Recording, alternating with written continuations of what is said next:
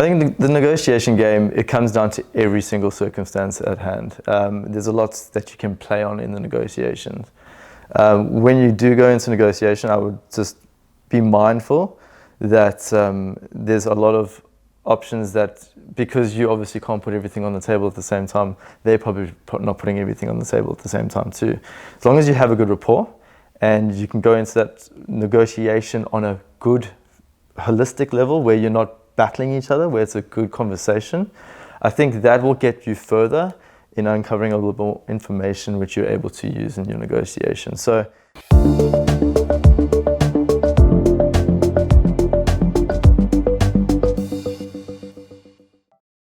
welcome to the Buyer's Agent Institute show. The purpose of the show is to bring awareness to buyer's agents, to bring awareness around the career opportunities that the buyer's agent sector is providing to people, to bring awareness around the value that buyer's agents provide to people who need help buying property.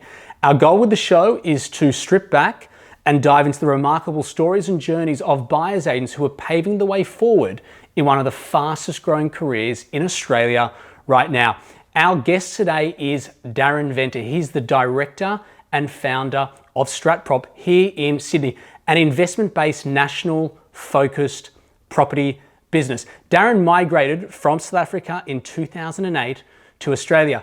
His first taste of real estate was actually in development. He was buying land for a developer for the purpose of development sites here in Australia. Darren has a background in CAD designing, which was actually the fundamental reason why he moved to Australia. Darren's now moved on. He's got the entrepreneurial, taste of what it's like to really get out there and do his own thing. And he's started his own buyer's agent business. As I said earlier, it's called Strat Prop. What Darren is doing is quite unique. He's developing a very custom, bespoke client journey, fully focused on building investment portfolios for the future. So I'm really excited to introduce Darren Venter today. Welcome, Darren. thanks, Benny. Very warm welcome. Thank you very much. For people who don't know, what is CAD designing? Well, CAD designing is, so there's obviously a lot of different industries that use CAD designing, but CAD is computer-aided designing. The objective with CAD designing is that it's a quick method to produce something, but there's a very logical thought process in the actual workings of CAD design. You have to reach an objective by starting at a start point. Like anything, I mean, you could sort of put that analogy into baking a cake. You want to get a cake out of the oven, you've got to start with a recipe. It's the same thing with CAD. So there's a very logical thought process when coming into a situation, being able to divide it out into the steps that you need to take to get to the end product. I love it. And like building an investment portfolio, which is probably why, or it's fundamental to what you're doing with your new business at Strat Prop, right? Absolutely. So with Strat Prop, what we're more focused around, more than just buying property, is actually growing the portfolio for our clients. And so understanding that maybe while CAD designing is the process to get a product, building that portfolio, buying those properties is the process to build that portfolio. So when we do purchase our properties for our clients, we actually go in knowing exactly what their profile looks like as an individual. And we question them out by a series of questions. It actually puts them into, I think, is 3 different sets of criteria that they fill out, or rather 3 different buckets that they are put into by means of, I think it's 27 or 28 questions. And these questions essentially profile them out into 9 major sections, and it shows their weaknesses and their strengths. And then we basically take those and we use them inside the process to be able to purchase their property. So what this looks like, just to elaborate on that, is if we have a client that might be time poor, but they have high funds, or if they have a lot of time available but low funds, you could strategically purchase that property, knowing that if they do have more funds, then they can basically put that cash towards contractors to be able to develop a property.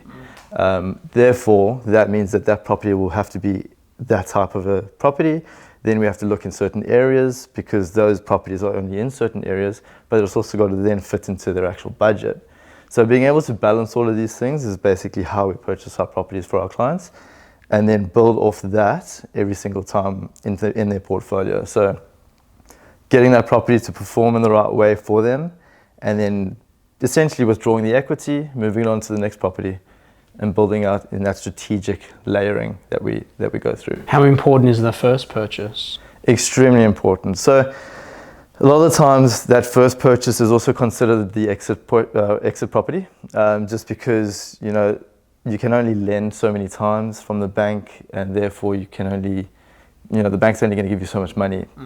So that property, the initial property purchase that you're going through, that actually has to be the one that's going to be able to get you into the good books with the banks again, because essentially you can't borrow forever. The banks handicap you at a point, and that property is then the tool to get you out and re-inject that equity back into your portfolio and use it further on. Typically, you're probably looking at around 4 to 5 purchases before you sort of get this knockback, sometimes 6 purchases, depending on obviously the client's profile with the bank, because everybody has their absolute individual profiles. But it's about being able to balance that profile financially within the property structure. So very important to get the first property right, because that property is the one that's going to be able to essentially lead you onto further growth when you do hit speed bumps. Because as we all know, property investments is not all cakes and cookies.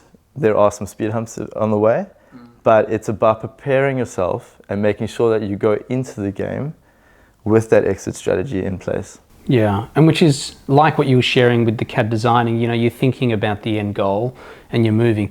So let's talk a bit about research. Yeah. Obviously it's fundamental to what you're doing, to what all investors do. Yeah.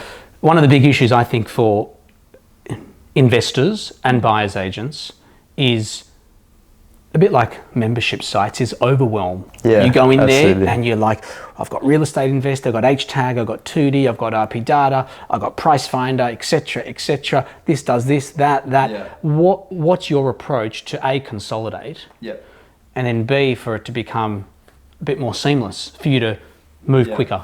Well, the consolidation is the biggest thing. You've got to get the information, but you can't just get the information. You've got to get the right information. So data is available to everybody. We're all got privy to it. Everybody can get it. It's really easy. That's not the problem. It's being able to understand what that data means. So being able to construct that into an actual legible format and to be able to predict what that's going to mean, that's the trick there. So if we take a look at, for example, a low vacancy rate in an area, it might be a good factor to make judgment of, but it might not be the right factor to make judgments of. You've got to look at the demographic behind that vacancy rate. You also got to ask yourself why that vacancy rate is there, and also what influences around there are the governments putting in place to influence that vacancy rate, and what's going to influence it negatively or positively in the future. So we basically base a lot of the information, a lot of the data that we collect is off government portal, and you're able to take this information because the government makes it really available to a lot of people. And you can take this information, understand what infrastructure expenditures going into certain areas, be able to make a prediction of what that is going to look like in terms of a projection of value growth in an area, and work off that. If you're looking into an area, I'm assuming you're looking at obviously local economy, looking at vacancy. What are the key things you are looking for when you're moving into it, potentially let's call it a new hotspot or new area? So we want to understand what the actual demographic movements look like. So the vacancy rate is one thing, but what is that vacancy rate over? We keep harping on the vacancy rate, but it is an important point. But it also really does come down to the rate of movement. So what are those people, how quickly they're moving into an area, how quickly they're moving out of an area. The infrastructure spend is a big thing, and I'll just put that back into an actual situation. So if we look at, for example, out in the western suburbs of Sydney or in Canberra, they've got the international expansions for the airports at the moment, and we all know that Canberra is going under very high injection of tech at the moment, introducing the first 5Gs connectivities and a lot of tech hub around Canberra. But what we also need to look at is that those international airport connections are going to be in the likes of Los Angeles and Tokyo, two of the biggest tech hubs in the world. So some of this influence can be predicted of what else can we look for in terms of tech development, tech boom, And so then we can go back into the camera market and find out what other influences the government's putting in place to assist that. And therefore, if that's going to be, we're obviously going to need cabling under the ground or other infrastructures that are going to be able to support that industry, then essentially we can look for the people that are going to be able to work to support those industries. Those people have to live somewhere. We're in the business of buying property. So we have to buy those properties that are going to be able to work for those locations, for those industries, for those reasons. So it's about backstepping and understanding the full scope and then honing in on the actual data, which is the supportive point for it. Most of your clients, are they typically locking in like interest-only loans to support this strategic direction that you're going? Well, you see, so we work very, very closely with our finance partners because not everybody is the same, and it depends where you are in the portfolio too. Yeah. So we do, throughout that big questionnaire that we give our clients, it's not a big questionnaire, but throughout the questionnaire that we give our clients, a lot of that stuff is also financial questions, but we also then lead on to the conversation with our mortgage brokers and our financial partners. So every instance is very specific and particularly tailored to the client's needs. If there's a need for interest or for a principal and interest, then we might go that way. But typically getting into the investment properties, starting off interest only, great. If you can get into the 80%, great. If you can't, there's still lender's mortgage insurance, which you can tap on. It just means that your rate of growth is influenced by the decisions you make on the financial side too. So there's two very important things that we need to do here. Is the property purchase strategy and then the financial placement strategy. And if you can place those together to work really well, then essentially that property is going to be able to perform for you, perform for your portfolio, and allow that to grow in a very structured, strategic way. Are you focusing on existing stock, or is it new, or you're doing both? We don't buy new stock. Okay. It's very rare that we buy new stock, and just a bit of a background, I used to actually do land finding, land investigations for building companies and for mass developments. And I stepped away from that because it's not necessarily the point where I found value, because I really value finding properties where the growth of the property is influenced by what I've literally been speaking about. A lot of developments don't necessarily have a lot of that interest-based at mind or front of mind. And I'm not saying that's in every single case, but that is one of the reasons why I actually stepped out of that side of the industry, is because I really saw the value of what the market growth does. So because of that, I actually took myself away from the new builds because we couldn't really justify the value growth in the new builds. Which makes sense. Yeah, so we actually purchase existing stock most of the time, and in fact all of the time. So we find these products in regional pockets of Australia, also outer metro areas of Australia. And as long as it makes sense for the clients, then that's what we go ahead with. But essentially, every property that we purchase for our clients is individually picked. We don't have a pocket of a place where we like to pick right now, because that might not be right for the portfolio. Every product and every property has its own reason in the portfolio. Which makes sense. And it's obviously a backdrop to your business model, which is obviously very custom, bespoke. And as you were saying around like the interest only or the P&I, it's based on that specific time for that specific client, for what they need at that time. And I think that's great, because there's no one size fits all approach for investing. I think you need to analyze the situation as it is, and then, which I'm sure you're doing, and then working out what's the best strategy to meet the objective outcome. Absolutely. I mean, everybody has their own situation, everybody has their own objective, and everybody has to have their own plan to get there. So it's about creating that plan, and doing it through strategic purchasing is to me the only way to do that.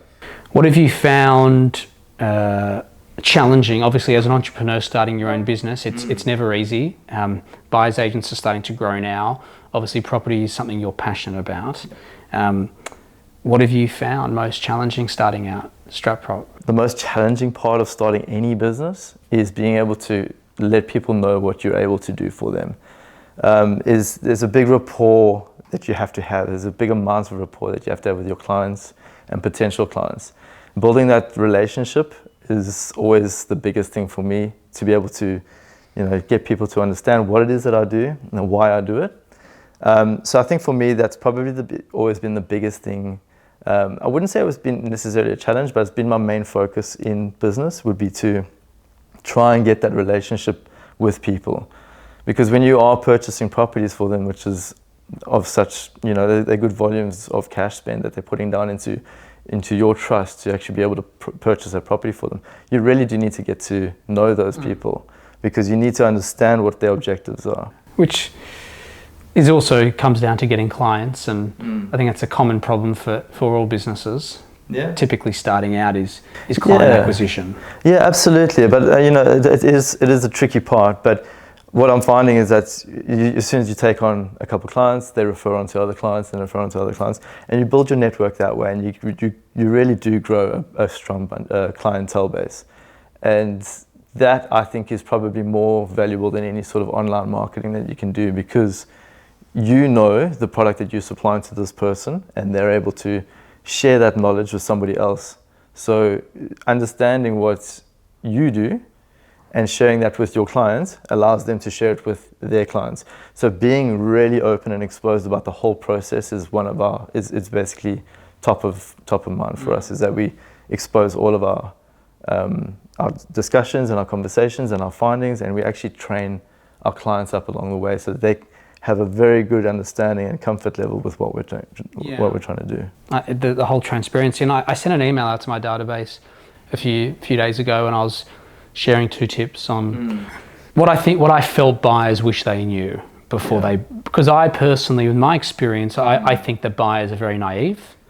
I'm sure you've got your own experience and perspective, but I think they think they know what they're doing, especially the ones who might have bought one property or two, or they may have never bought before. They don't know what they don't know. So my 2 tips, just one of them, and we can elaborate on this, I'm curious to get your perspective, is the first tip was around, I guess, the whole essence of developing real estate agent relationships, the importance of having a solid real estate agent relationship for 2 reasons, especially for a buyer's agent. One is getting access to all available stock, so not relying on real estate and domain. And then the second is to position you to buy the property at the right price, because you have that relationship. So they'll say, hey, Darren, I've got 2 other buyers here. If you just give me 420, deal's done. We'll go unconditional, right? So that was the first one, was about agent relationships. And the second tip that I mentioned was around negotiation, in the sense of, I was mentioning that the negotiation begins when you walk through a property. If you do go through it, like just judging body language. If you're looking like you love it all and you try not to say much, and you think because you're not talking that you're winning it, and then when you get on the phone to try and crunch the deal out as a buyer potentially, they know you love it and they're going to use that as leverage and they're going to squeeze you. What's your take on those 2 things? So one is obviously the importance of real estate agent relationships, and 2, just around negotiation. Yeah, I mean, number 1, real estate agent relationships. It is extremely important, and it is unfortunately a little bit of a taboo thought process around real estate agents. And I'll be honest with you, they are all great people. They're all doing their job, and they're all doing the best that they can do. So when you're going into negotiation or discussion with a real estate agent, be open, put your cards on the table, know what you have to hold back if you do have to hold anything back, but understand that they are still people trying to do their job, and work with them as much as you can. If you're open, if you're upfront, and if you're basically putting everything out there, that you should be. You can't put everything out because there's negotiations taking place. But if you're open and you're friendly and you're humble and you are just, if you put out the energy to be able to receive the energy, then that's when that good relationship comes through. And having an open conversation with an agent is just probably the first step in the right direction. Going into those discussions, being closed off to an agent is not going to get you anywhere. You got to befriend them. You got to make them understand that you are doing your job just as much as they are, and understanding that basically allows a good coherence between the 2 parties. And also, I guess, gives you more access to stock. And what's your take on negotiation? Because I think a lot of buyers think they know how to negotiate, like they can negotiate on a fridge, or they might be negotiating in something very different to property, but then they jump into property and they think they're this expert negotiator. What's your take on that? I think the negotiation game, it comes down to every single circumstance at hand. There's a lot that you can play on in the negotiations. When you do go into negotiation, I would just be mindful that there's a lot of options that, because you obviously can't put everything on the table at the same time, they're probably not putting everything on the table at the same time too. As long as you have a good rapport and you can go into that negotiation on a good holistic level where you're not battling each other, where it's a good conversation, I think that will get you further in uncovering a little more information which you're able to use in your negotiation. So definitely being able to create that rapport with an agent is very important, especially with being able to get those off-market listings. You know, it's creating the trust between the two parties. And there's obviously the trust factor, but then there's the fact factor. The trust factor, you can only get so far being a negative person without much trust. But if you have a bit of a positive attitude going into it, you're going to get more of the fact factor than the trust factor from the party that you're actually negotiating with. There's obviously always a lot of tools that you can use in the negotiation tool strategy. Obviously on-forwarding the rental onto the property, helping the clients or helping the agents actually keep that property on their rent roll. So there's a whole bunch of different factors you can use. It's always very dependent on the property at hand. So yeah, but I would say number one is go into it understanding that they are just as human as you are, and that you're having this human conversation between two parties. And don't make it an argument, make it a discussion. I love it. And let's talk about all these buyers out there who are waiting till September to buy. Yeah. And then yesterday we just got news that it's going to be, so they could be waiting till January. They could be. And they could be waiting till 2063. So what's your take when, if buyers come to you and they're like, Darren, I'm just waiting to September, or now they're going to be waiting till December to buy. Have you got an opinion around that, or is there something that you like to share to them? Absolutely. Don't wait, because the more you wait, the less interest you can earn, or the less growth you're going to get on that actual money that you have saved up. A lot of our clients come to us and they do have this discussion with us where they say, well, we just want to wait and we want to test out the market because we heard that something's going to happen. It may happen, it may not happen, but what's the point of waiting? Right now, with the funds you have available, with the place that you are, with what you are looking to achieve, we can create that plan. That plan might look different in 8 months' time, and that's that plan. But right now, it could be this plan. Each plan will have an outcome, and it'll basically be able to take us towards your objective, one way or another. But if you wait, you're going to get there later, and that's the bottom line. Yeah, it's an interesting one. I mean, I always tend to think that the people who are on that fence wanting to wait, I guess the real question is, how serious are they? Is it a high priority to buy? And I tend to think not so much, because why would they want to then, like, if the right property presented itself today at the right price, why wouldn't you want to buy it? Absolutely. Yeah, and I mean, I think that comes down to, again, the question of what is your desire to work with a buyer's agent too. If you're able to find it on your own, if you see it on your own and you want to buy it on your own, then buy it on your own.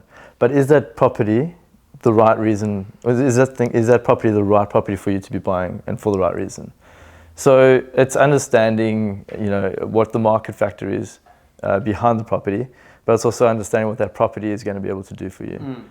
So if you're waiting for the property to do something, I can tell you now, today it's going to be there, and in 2 months it's going to be there. It's still going to be there in a year. It's not going anywhere. It's the performance of the market and how you can gauge that with your personal profile. Yeah. What made you personally want to become a buyer's agent? Like, what was the drive behind it? Well, my whole family comes from property originally. So my mum was a real estate agent. My auntie was a very big real estate agent. My grandfather actually owned one of the biggest real estate agents in Johannesburg. Why didn't you get the sales gene? No, you see, that's the thing. What you missed it? I think I got my technical knowledge and my technical head from my dad. All the property was on my mum's side. And I took this love for property, which I could see that they were doing really well with, and I saw what it had done for the family on that side. But I've got a more technical approach on things. I'm not necessarily a salesperson, but I do like the interaction with people. I love that.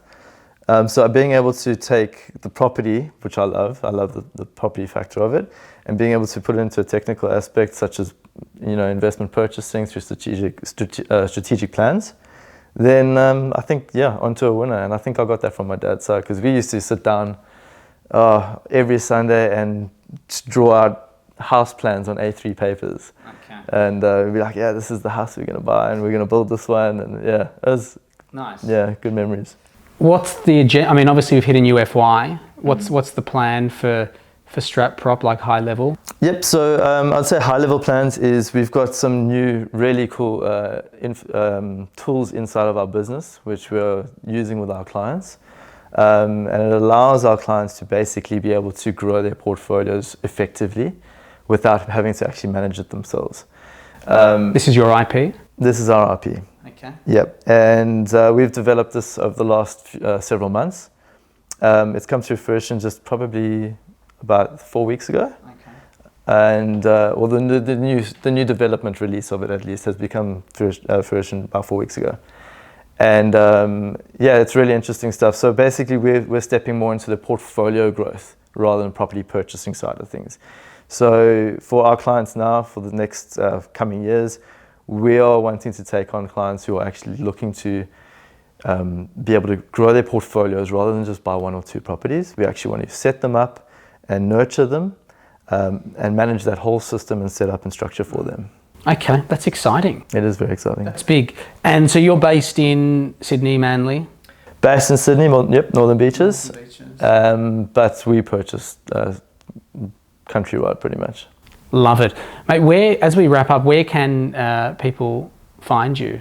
So the website's www.stratprop.com.au. Facebook is stratprop.au, and Instagram is stratprop, I believe. LinkedIn, stratprop again. Darren Fenter. My personal email address is darren@stratprop.com.au, or you can give me a call. Numbers on the website. Awesome, man. Really appreciated the chat. Thank you very much, man. Great to see your journey evolve, and just looking forward to see you kick some massive goals over the next FY. Thanks, mate. Me too. Great to have you. Thank you very much. Appreciate it. Thank you. Okay, so hope that was a good little, I guess, background and backdrop onto Darren's story at Strat Prop. As you can see, being a buyer's agent, you don't need to be that salesperson like you see the real estate agent, with the shiny teeth and the pointy shoes and the flashy car and all that stuff. A lot of buyer's agents are actually quite technical, like Darren, right? Especially for investors, they're analyzing data like we talked about. There's so much information that it's overwhelming. You've got to learn how to consolidate it all, right? And as you just heard with Darren, he's actually built out with his own IP a lot of tools around delivering his client a different, fresh, innovative experience to really grow that portfolio and watch it grow and measure it. So if you want to learn more about Darren, check him out. His details are on the screen now. You can check him out on his website. You can email him. He's running an investment national business. It's very bespoke and custom. Awesome chatting. See you next week.